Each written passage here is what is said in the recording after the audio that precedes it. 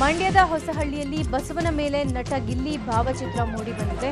ಸಂಕ್ರಾಂತಿ ಹಿನ್ನೆಲೆ ಹೊಸಹಳ್ಳಿಯಲ್ಲಿ ಕಿಚ್ಚು ಹಾಯಿಸೋಕೆ ಕರೆತಂದಿದ್ದ ಬಸವನ ಮೇಲೆ ಗಿಲ್ಲಿಯ ಭಾವಚಿತ್ರ ಬಿಡಿಸಿರುವ ದೃಶ್ಯ ಕಂಡುಬಂದಿದೆ. ಇದರ ಜೊತೆಗೆ ಅಭಿಮಾನಿಗಳು ಗಿಲ್ಲಿ ಡೈಲಾಗ್ ಕೂಡ ಬಸವನ ಮೇಲೆ ಬರೆದಿದ್ದಾರೆ. ಎಲ್ಲರ ಗಮನ ಸೆಳೆದಿದ್ದಾರೆ. ಮಂಡ್ಯದಲ್ಲಿ ಸಂಕ್ರಾಂತಿ ಹಬ್ಬದ ಸಂಭ್ರಮದ ವೇಳೆ ಅವಘಡವೊಂದು ಸಂಭವಿಸಿದೆ. ಸಂಕ್ರಾಂತಿಯ ಕಿಚ್ಚು ಹಾಯೋ ವೇಳೆ ಎತ್ತುಗಳು ಜನರ ಮೇಲೆ ಜಿಗಿದ ಘಟನೆ ಹೊಸಹಳ್ಳಿಯಲ್ಲಿ ನಡೆದಿದೆ.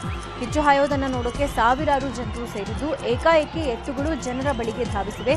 ಇಬ್ಬರಿಗೆ ಗಾಯಗಳಾಗಿವೆ. ಕೋಲಾರ ಜಿಲ್ಲೆ ಬಂಗಾರಪೇಟೆಯ ಹೊರವಲಯದಲ್ಲಿ ಬೈಕ್ನಲ್ಲಿ ಗಾಂಜಾ ಸಾಗಾಟ ಮಾಡ್ತಾ ಇದ್ದ ಆರೋಪಿಯನ್ನ ಅಬಕಾರಿ ಪೊಲೀಸರು ಬಂಧಿಸಿದ್ದಾರೆ. ಬೆಂಗಳೂರಿನ ನಿವಾಸಿ ಮೊಹಮ್ಮದ್ ಸಾಹುಲ್ ಬಂಧಿತ ಆರೋಪಿ. ಈತನಿಂದ 10 ಕೆಜಿ ಒಣ ಗಾಂಜಾ ಹಾಗೂ ಬೈಕ್ ವಶಕ್ಕೆ ಪಡೆಯಲಾಗಿದೆ.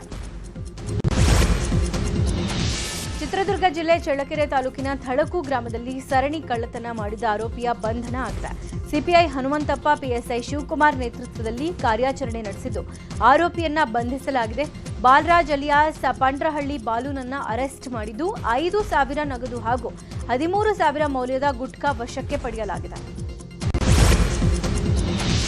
ಕಬ್ಬು ಸಾಗಿಸ್ತಾ ಇದ್ದ ಟ್ರಾಕ್ಟರ್ಗೆ ಹೈ ಟೆನ್ಷನ್ ವಿದ್ಯುತ್ ಲೈನ್ ಸ್ಪರ್ಶಿಸಿರುವ ಘಟನೆ ಬೆಳಗಾವಿ ಜಿಲ್ಲೆಯ ಹುಕ್ಕೇರಿ ಪಟ್ಟಣದಲ್ಲಿ ನಡೆದಿದೆ. ಟ್ರಾಕ್ಟರ್ಗೆ ಬೆಂಕಿ ತಗುಲಿದ್ದು ಗೋಪಾಲ ಹಾದಿಮನಿ ಅನ್ನುವವ ಗಾಯಗೊಂಡಿದ್ದಾರೆ. ಅಪಾರ ಪ್ರಮಾಣದ ಕಬ್ಬು ಬೆಳೆ ಸಂಪೂರ್ಣ ಸುಟ್ಟು ಕರಕಲಾಗಿದೆ. ಈ ನಡುವೆ ಆಕಸ್ಮಿಕ ಅಗ್ನಿ ಅವಘಡದಿಂದಾಗಿ ಶೀಟ್ ಮನೆ ಸಂಪೂರ್ಣ ಸುಟ್ಟು ಕರಕಲಾದ ಘಟನೆ ವಿಜಯಪುರ ತಾಲೂಕಿನ ಅಲಿಯಾಬಾದ್ ಬಳಿಯ ಪಾಂಗ್ರೂನ್ ತಾಂಡಾ ಬಳಿ ನಡೆದಿದೆ. ತುಕಾರಾಮ್ ಚೌಹಾಣ್ ಅನ್ನುವವರಿಗೆ ಸೇರಿದ ಮನೆ ಬೆಂಕಿಗಾಹುತಿಯಾಗಿದ್ದು ಮನೆಯಲ್ಲಿದ್ದ 5 ಲಕ್ಷ ರೂಪಾಯಿ ನಗದು ಹಾಗೂ ದಿನಸಿ ವಸ್ತುಗಳು ಕೂಡ ಸುಟ್ಟು ಕರಕಲಾಗಿವೆ. ಬೀದರ್ ಜಿಲ್ಲೆ ಬಸವ ಕಲ್ಯಾಣದಲ್ಲಿರುವ ಇತಿಹಾಸ ಪ್ರಸಿದ್ಧ ಕಲ್ಯಾಣ ಚಾಲುಕ್ಯರ ಕೋಟೆ ದುಸ್ಥಿತಿಯಲ್ಲಿದೆ. ಕೋಟೆಯ ಆವರಣದಲ್ಲಿ ಗಿಡಗಂಟಿ ಹುಲ್ಲುಕಡ್ಡಿ ಬೆಳೆದ ಪರಿಣಾಮ ಕೋಟೆ ನೋಡೋಕೆ ಬಂದ ಜನ ಅರ್ಧಕ್ಕೆ ವಾಪಸ್ ಹೋಗುವಂತಾಗಿದೆ. ಕೋಟೆ ವೀಕ್ಷಣೆಗೆ ಬರೋ ಪ್ರವಾಸಿಗರಿಗೆ ಮೂಲಭೂತ ಸೌಕರ್ಯ ಕೂಡ ಸಿಗ್ತಾ ಇಲ್ಲ. ಜಿಲ್ಲಾಡಳಿತ ಕೋಟೆ ಸಂರಕ್ಷಣೆ ಹಾಗೂ ಪ್ರವಾಸಿಗರಿಗೆ ಮೂಲ ಸೌಕರ್ಯಗಳನ್ನು ಕಲ್ಪಿಸಬೇಕು ಅಂತ ಸ್ಥಳೀಯರು ಒತ್ತಾಯಿಸುತ್ತಿದ್ದಾರೆ. ಇವತ್ತಿನಿಂದ ತುಮಕೂರಿನಲ್ಲಿ ರಾಷ್ಟ್ರೀಯ ಒಲಿಂಪಿಕ್ಸ್ ಪಂದ್ಯಾವಳಿ ಆರಂಭವಾಗಲಿದೆ. ನಗರದ ಮಹಾತ್ಮ ಗಾಂಧಿ ಕ್ರೀಡಾಂಗಣದಲ್ಲಿ ಮಧ್ಯಾಹ್ನ 3ಕ್ಕೆ ಸಿಎಂ ಸಿದ್ದರಾಮಯ್ಯ ಕಾರ್ಯಕ್ರಮವನ್ನು ಉದ್ಘಾಟನೆ ಮಾಡಲಿದ್ದಾರೆ. ಈಗಾಗಲೇ ಸರ್ಕಾರಿ ಹೈಸ್ಕೂಲ್ ಮೈದಾನ, ಡಾಕ್ಟರ್ ಜಿ ಪರಮೇಶ್ವರ್ ಒಳಾಂಗಣ ಕ್ರೀಡಾ ಸಂಕೀರ್ಣ, ಮಹಾತ್ಮ ಗಾಂಧಿ ಕ್ರೀಡಾಂಗಣ ಸಜ್ಜಾಗಿದೆ.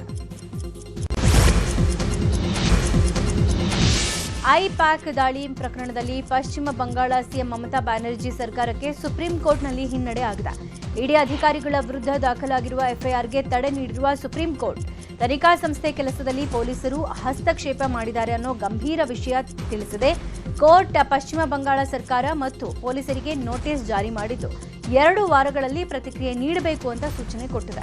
ಅಷ್ಟೇ ಅಲ್ಲದೆ ಇಡಿ ದಾಳಿಗೆ ಸಂಬಂಧಪಟ್ಟಂತೆ ಎಲ್ಲಾ ಸಿಸಿಟಿವಿ ದೃಶ್ಯಾವಳಿಗಳನ್ನು ಸಂರಕ್ಷಿಸೋಕೆ ಸಹ ಆದೇಶ ಕೊಟ್ಟಿದೆ. ಇನ್ನು ಪ್ರಕರಣದ ವಿಚಾರಣೆಯನ್ನ ಫೆಬ್ರವರಿ 3ಕ್ಕೆ ಮುಂದೂಡಿದೆ. ಇಡೀ ಏಷ್ಯಾದಲ್ಲೇ ಅತ್ಯಂತ ಶ್ರೀಮಂತ ಪಾಲಿಕೆ ಅಂತ ಕರೆಸಿಕೊಳ್ಳುವ ಮುಂಬೈ ಮಹಾನಗರ ಪಾಲಿಕೆಯ ಚುನಾವಣೆಯ ಫಲಿತಾಂಶ ಇಂದು ಹೊರಬೀಳುತ್ತೆ. ನಿನ್ನೆ ಮುಂಬೈ ನಾಗರಿಕರು ಸೇರಿದಂತೆ ಬಾಲಿವುಡ್ ನಟ ನಟಿಯರು, ಕ್ರಿಕೆಟ್ ತಾರೆಯರು, ಉದ್ಯಮಿಗಳು, ರಾಜಕಾರಣಿಗಳು ತಮ್ಮ ಹಕ್ಕನ್ನು ಚಲಾಯಿಸಿದ್ರು. ಇವತ್ತು ಮತ ಎಣಿಕೆ ನಡೆಯುತ್ತೆ. ಈ ಚುನಾವಣೆಯಲ್ಲಿ ಬಿಜೆಪಿ ಮತ್ತು ಏಕನಾಥ್ ಶಿಂದೆ ಅವರ ಶಿವಸೇನೆ ಮೈತ್ರಿ ದೊಡ್ಡ ಗೆಲುವು ಸಾಧಿಸಲಿದೆ ಅಂತ ಎಕ್ಸಿಟ್ ಪೋಲ್ಗಳು ಭವಿಷ್ಯ ನುಡಿದಿವೆ. 30 ವರ್ಷಗಳಲ್ಲೇ ಮೊದಲ ಬಾರಿಗೆ ಉದ್ಧವ್ ಠಾಕ್ರೆ ಬಣದ ಶಿವಸೇನೆ ಅಧಿಕಾರದಿಂದ ವಂಚಿತವಾಗುವ ಸಾಧ್ಯತೆ ಇದೆಯಂತೆ. ದೇಶದೊಳಗೆ ಸಾಮಾಜಿಕ ಮತ್ತು ಕಾನೂನಾತ್ಮಕವಾಗಿ ಸಮಸ್ಯೆ ತರುವಂತಹ ವಿದೇಶಿಗರಿಗೆ ಅಮೆರಿಕ ಶಾಕ್ ಕೊಟ್ಟಿದೆ. ಕೆಲ ದೇಶಗಳ ನಿವಾಸಿಗಳಿಗೆ ವೀಸಾ ನೀಡೋದನ್ನೇ ಸ್ಥಗಿತಗೊಳಿಸಿದೆ. ಒಟ್ಟು 75 ದೇಶಗಳಿಗೆ ಅಮೆರಿಕದ ವೀಸಾ ಪ್ರಕ್ರಿಯೆಯನ್ನ ಅನಿರ್ದಿಷ್ಟಾವಧಿಯವರೆಗೂ ಫ್ರೀಸ್ ಮಾಡಿದೆ. ಈ 75 ದೇಶಗಳ ಪೈಕಿ ಪಾಕಿಸ್ತಾನ, ಬಾಂಗ್ಲಾ ಕೂಡ ಸೇರಿವೆ. ಪಾಕಿಸ್ತಾನದೊಂದಿಗೆ ಅಮೆರಿಕದ ಸಂಬಂಧಕ್ಕೆ ಹೊಸ ಪುಷ್ಟಿ ಸಿಕ್ಕಿರುವ ಹೊತ್ತಲ್ಲೇ ಈ ಕ್ರಮ ಕುತೂಹಲ ಕೆರಳಿಸಿದೆ. ಗ್ರೀನ್ಲ್ಯಾಂಡ್ ಮೇಲೆ ಅಮೆರಿಕ ಅಧ್ಯಕ್ಷ ಟ್ರಂಪ್ ಕಣ್ಣಿಟ್ಟಿದ್ದು ಇದು ಯುರೋಪ್ ರಾಷ್ಟ್ರಗಳ ಆಕ್ರೋಶಕ್ಕೆ ಕಾರಣವಾಗಿದೆ. ಈ ಮಧ್ಯೆ ನ್ಯಾಟೋ ಮಿಲಿಟರಿ ಕೂಟದ ಭಾಗವಾಗಿರುವ ಫ್ರಾನ್ಸ್, ಜರ್ಮನಿ ಸೇರಿದಂತೆ ಇತರೆ ಯುರೋಪಿಯನ್ ದೇಶಗಳು ಗ್ರೀನ್ಲ್ಯಾಂಡ್ ರಕ್ಷಣೆಗಾಗಿ ತಮ್ಮ ಸೇನೆಯನ್ನ ಕಳುಹಿಸಿಕೊಟ್ಟಿವೆ. ಈ ಮೂಲಕ ಗ್ರೀನ್ಲ್ಯಾಂಡ್ ವಶದ ಅಮೆರಿಕದ ಯತ್ನಕ್ಕೆ ಸೆಡ್ಡು ಹೊಡೆಯೋ ಯತ್ನ ಮಾಡಿವೆ. ವಿಶ್ವದ ದೊಡ್ಡ ದ್ವೀಪವಾಗಿರುವ ಗ್ರೀನ್ಲ್ಯಾಂಡ್ ಡೆನ್ಮಾರ್ಕ್ನ ಸ್ವಾಯತ್ತ ಪ್ರದೇಶವಾಗಿದೆ. ರಷ್ಯಾ, ಚೈನಾ ದೇಶಗಳು ಅಮೆರಿಕದ ಮೇಲೆ ದಾಳಿ ಮಾಡೋಕೆ ಇದು ಸುಲಭ ಮಾರ್ಗ. ಹೀಗಾಗಿ ಗ್ರೀನ್ಲ್ಯಾಂಡ್ ಅನ್ನ ವಶಕ್ಕೆ ಪಡೆದು ವಾಯುರಕ್ಷಣೆ ವ್ಯವಸ್ಥೆ ನಿಯೋಜನೆಗೆ ಅಮೆರಿಕ ಪ್ಲಾನ್ ಮಾಡಿಕೊಂಡಿತು. ಇದಕ್ಕೆ ನ್ಯಾಟೋ ಸೆಡ್ಡು ಹೊಡೆದಿದೆ. ಇರಾನ್ನಲ್ಲಿ ಯುದ್ಧದ ಕಾರ್ಮೋಡ ದಿನೇ ದಿನೇ ಹೆಚ್ಚುತ್ತಾ ಇದೆ. ಯಾವುದೇ ಕ್ಷಣದಲ್ಲಿ ಅಮೆರಿಕ ದಾಳಿ ಮಾಡೋ ಸಾಧ್ಯತೆ ಇದೆ. ಇರಾನ್ ಸರ್ಕಾರದ ಜೊತೆಗೆ ಭಾರತ ಸಂಪರ್ಕದಲ್ಲಿದ್ದು ಅಲ್ಲಿರೋ ಭಾರತೀಯರ ಸುರಕ್ಷತೆಗೆ ಕ್ರಮ ಕೈಗೊಳ್ತಾ ಇದೆ. ಭಾರತೀಯರನ್ನ ಏರ್ಲಿಫ್ಟ್ ಮಾಡೋಕೆ ಸಿದ್ಧತೆ ನಡೆಸಲಾಗಿದೆ. ಟೆಹರಾನ್ ಸೇರಿ ವಿವಿಧೆಡೆ 10,000ಕ್ಕೂ ಅಧಿಕ ಭಾರತೀಯರಿದ್ದು ಇವತ್ತು ಮೊದಲ ತಂಡದ ಏರ್ಲಿಫ್ಟ್ ಆಗುತ್ತೆ. ಮೊದಲ ತಂಡದಲ್ಲಿ ಟೆಹರಾನ್ನ ಗುಲಿಸ್ತಾನ್ ವಿವಿ ಮತ್ತು ಶಹೀದ್ ಬೆಹೆಶ್ತಿ ವಿವಿಯ ವಿದ್ಯಾರ್ಥಿಗಳು ಇರೋ ಸಾಧ್ಯತೆ ಇದೆ.